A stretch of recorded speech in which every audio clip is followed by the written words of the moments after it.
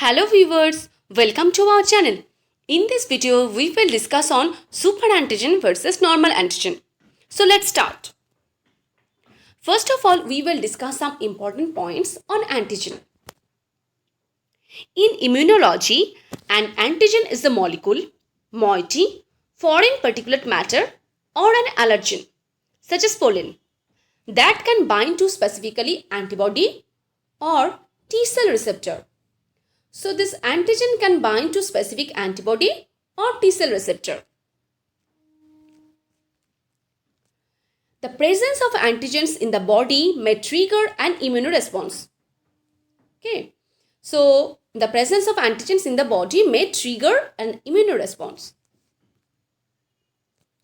The antigens can be protein, peptides, polysaccharides, lipids or nucleic acids.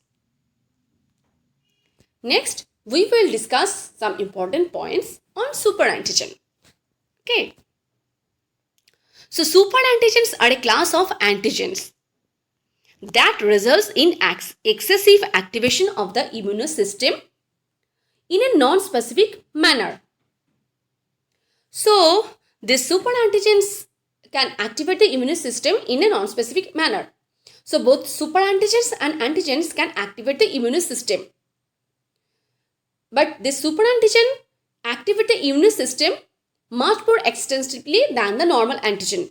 And it also activates this immune system in a non-specific manner. Okay. The T cell activation results in polyclonal T cell activation and cytokine release. The most important cytokines during the superantigen activation is interferon gamma. They are produced by some pathogenic viruses and bacteria, most likely as a defense mechanism against the immune system.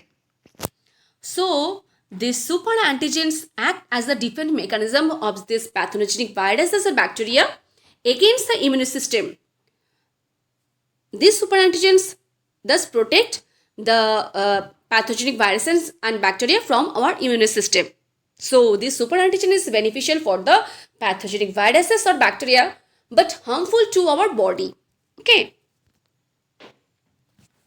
Compared to a normal antigen-induced T cell response where 0.0001 to 0.001% of the body's T cells are activated, whereas these superantigens are capable of activating up to 20% of the body's T cells.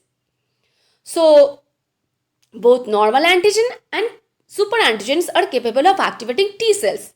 But the difference is that superantigens are capable of activating up to 20% cells, whereas the T cell activated by the normal antigen is very much less compared to the superantigen. Furthermore, the anti-CD3 and anti-CD28 molecules shown to be highly potent superantigens, and they can activate up to 100% of the T cells. Okay. Their potent immune effects are due to their unique ability to bind to the major histocompatibility complex outside the antigen binding cleft and to stimulate T cells in a T cell receptor variable beta specific manner. So, this superantigens bind outside the normal antigen binding cleft and to the variable beta domain of the T cell receptors.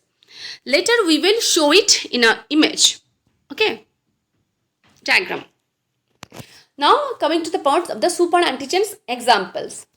The examples of superantigens include Staphylococcus enterotoxinae, Staphylococcal toxic shock syndrome toxin, viral proteins such as mouse mammary tumor virus superantigen. These are the examples of superantigens. Here in this diagram you can see that the superantigen is bind to the outside the normal antigen binding site of the T cell receptor. Okay. Here you can see that the normal antigen binds to this site and superantigen is bound here. So this two binding site is different. This is the T cell receptor. These two are variable and these are two are constant domain. This is the variable beta domain and this is the variable alpha domain. Whereas this is the MHC2 molecules and this is the alpha and this is the beta domain. So this normal antigen binds to the both to the variable alpha beta domain and both to the MHC alpha beta domain of class 2 MHC molecule and T cell receptor. Whereas the superantigens can bind only to the variable beta domain of the T cell receptors. Okay. And I've already discussed that the superantigen bind to the T cell receptor and MHC outside the normal antigen binding site. This is because this is the normal antigen binding site to the variable alpha beta domain of the TCR and the MHC molecule, whereas this is the superantigen binding sites. Next, coming to the part, the differences between the superantigen and normal antigen. The superantigens are protein toxin, whereas the antigens can be protein, peptides, polysaccharides, lipids or nucleic acid. The superantigen binding only to the variable beta domain of the T cell receptor. Just going to the previous slide, that superantigens bind only to the variable beta domain of the T cell receptors, whereas the normal antigen bind to both variable alpha beta domain of the T cell receptor. Okay. So the superantigen bind only variable beta domain of the T cell receptors, whereas the normal antigen binds to both the variable alpha and beta domain of the T cell receptors. Okay.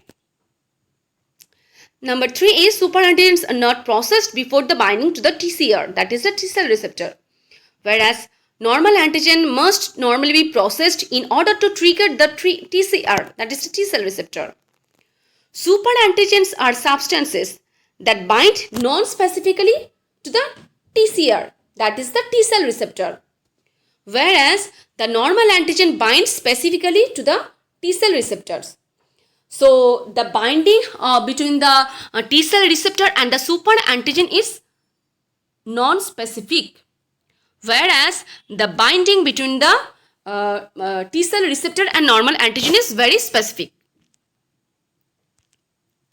Next is that the superantigen binds directly with high affinity to class 2 MHC molecules outside the antigen binding groove and the variable beta domain. We have already discussed in the when we discussed about the diagram of the superantigen, how it binds with the TCR and MHC. Whereas the normal antigen binds to the normal antigen binding groove of the class 2 MHC molecule and the variable alpha beta domain of the TCR. T cell activation is non-specific. Upon binding, the T cells are activated in case of both normal antigen and superantigen. But in case of superantigens, the T cell activation is non-specific, whereas in case of normal antigen, this T cell activation is specific. So the binding and activation both are specific for normal antigen, whereas the binding to the T cell receptors and the activation of the T cells both are non-specific in case of superantigen. Number 7. Superantigens are capable of activating up to 20% of the body's T cells, whereas the normal antigens are capable of activating 0.0001 to 0.001% of the body's T cells. So the superantigens are capable of activating more T cells compared to the normal antigen.